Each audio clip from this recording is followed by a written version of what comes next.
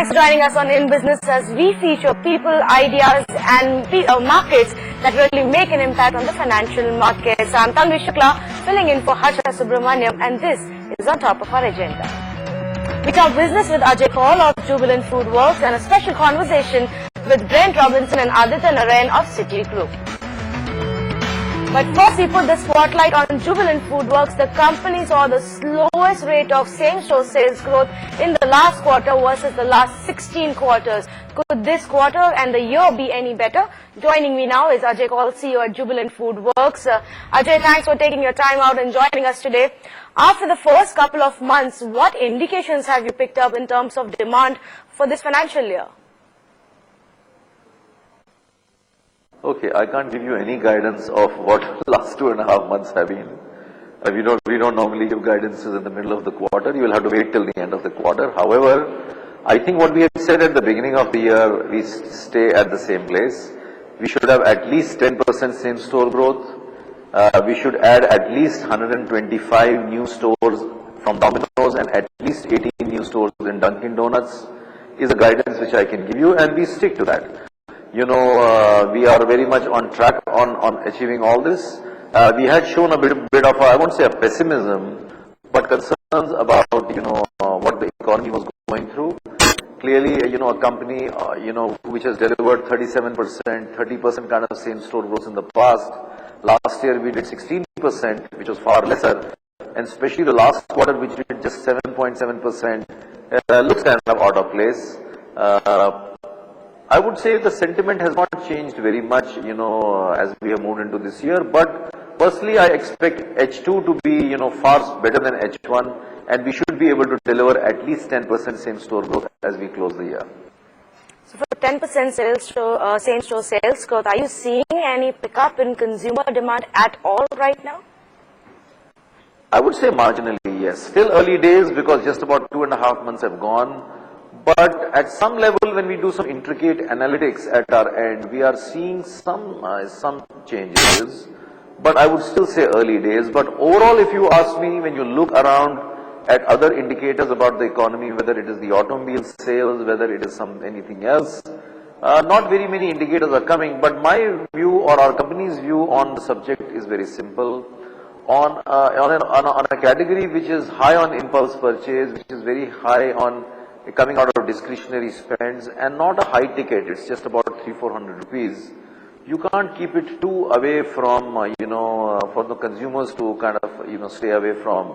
So I would say 2-3 months, and things would start becoming again pretty much good, if not going back to the old levels at some stage, what we have witnessed. I also believe that governments and, what have you, realize that economic agenda is what drives ultimately the electorate and so on. Not that they didn't know it in the past, but they cannot keep, so the GDP growth of 5% and all that have to move forward to the levels of 6 and 7. How fast that will happen, only time will prove, but we are quite hopeful that it will climb back to 6% during the course of this full year. And that's all going to have an impact on consumptions for categories like ours. Ajay, how much of a price hike are you planning for this month itself, and to what extent can it help really ease off the pressure on the margins?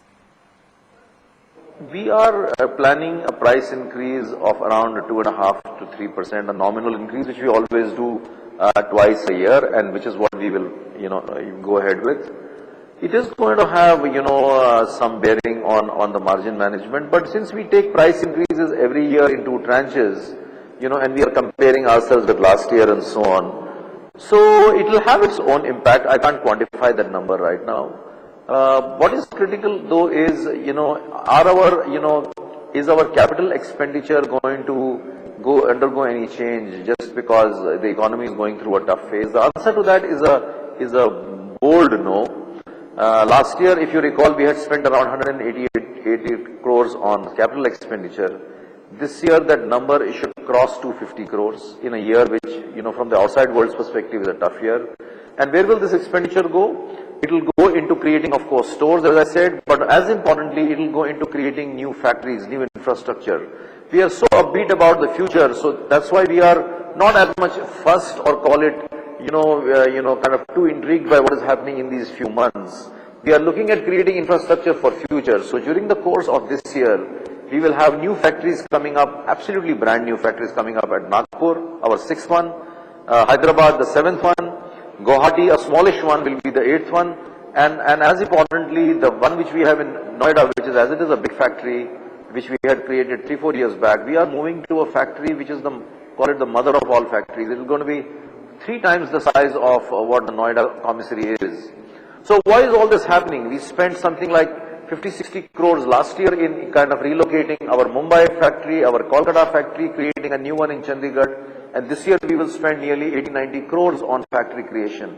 It's all with future in mind, because we are not looking at things, in the short run. We are looking at the next 5 to 10 years and building capacity as we hit more and more new cities, more and more hinterland. We are in 123 cities as we speak. The number is going to go up by at least 20 more new cities during the course of this year. All this expansion, Ajay, whether it's about factories or new stores, how are you going to fund it all?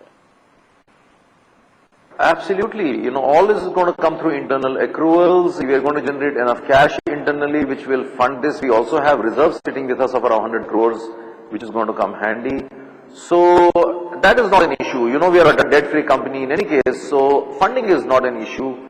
We should be able to get enough or adequate, or call it appropriate, return on capital employed, and that's something which we watch very mercilessly, like hawks. Similarly, all the new stores that we open, are we getting our payback periods or return on investments within stipulated time frames? Some stiff norms that we have set ourselves and our board sets for us. Those are intact, and that is the promising part of the story. Even as we go into new cities, even as we create second store in existing cities, the return on investments are no different from they were 3 years ago, 2 years ago. And that is giving us the encouragement that open more and more stores, invest more and more, and they will give you the paybacks. You have been in talks with other international brands to tie up and bring them to India. Any update on that front? We are constantly looking for, such tie-ups. Are we in a hurry to make an announcement tomorrow? No. We want to chew at a pace at which we can kind of, what we can take on our plate, or the other way around. But we are in discussion with some prominent, large, multinational food service brands, but nothing at a stage where we have to make any announcement or even give you some sort of a hint. So like Domino's and Dunkin' Donuts, are you talking to an American brand, or are you also looking elsewhere? These are mostly American brands, because most of these brands have actually made their mark or scale or prominence, shot into prominence because of their presence in America. That's all I can tell you, nothing more. Alright, my last question to you then, Ajay. Where will the growth really come from this year in all of this expansion? All over the country. The good story of the India consumption story is that it is still intact. In the short run, we may be seeing 5% GDP growth leading to drop in consumption, leading to drop in something else, and XYZ, same store growth also kind of coming down. But the larger story is what we all need to hang on to, is that the consumption story, middle of the pyramid, that is still intact. And that is what gives us, the maximum joy. So the growth is going to come from existing cities. 50% of our stores which we build are going to come from the top cities.